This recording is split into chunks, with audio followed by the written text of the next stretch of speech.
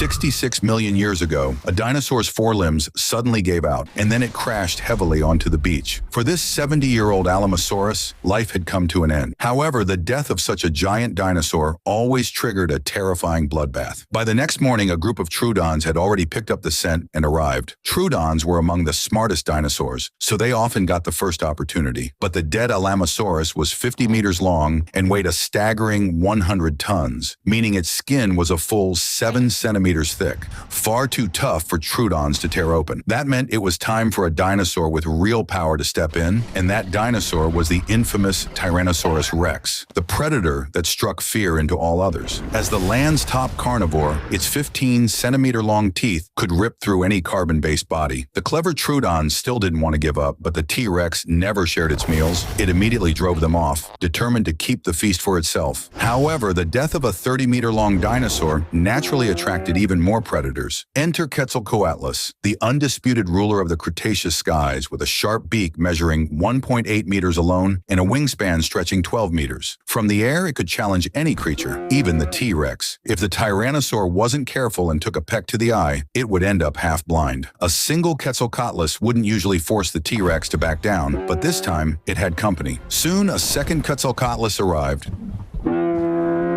And now, facing two opponents, the T-Rex was in serious trouble. A fight was inevitable. Despite their numbers, the Quetzalcoatlus pair avoided direct combat, using their aerial advantage to harass the T-Rex from above. Since the T-Rex couldn't fly, it had no way to counterattack. In the end, the frustrated tyrant had no choice but to retreat. This time, it had only lost due to the open terrain, but next time might be different. Now, the two pterosaurs could eat their fill. But that T-Rex wasn't about to give up. It had learned its lesson and went home to fetch its mate before heading into the forest. With two T-Rexes hunting together, the danger wasn't just doubled, it was a game changer. Yet they didn't grow overconfident. Skilled hunters always stay humble. The nearby Triceratops herd might have been delicious, but they were formidable opponents, so the T-Rexes needed a perfect plan. Night fell quickly, and the two T-Rexes began to stir. Thanks to their stereoscopic vision, darkness was no obstacle. To them, night and day were the same. Despite their massive size, thick footpads allowed them to move almost silently, making them terrifying nocturnal hunters. This time, their targets were a group of Edmontosaurus. While these dinosaurs lacked strong defenses, they were nearly as large as the T-Rex and twice as fast, meaning the predators had only one chance to strike. The pair had hunted together countless times, so they took their positions flawlessly. The Edmontosaurus family kept sentries on watch while resting, so one T-Rex deliberately made noise to lure the lookout away, while the other slipped into the herd unseen. Despite their caution, the Edmontosaurus failed to detect the hunters, and that's when the killing began. The male T-Rex burst forward, sending the herd into a panicked standoff.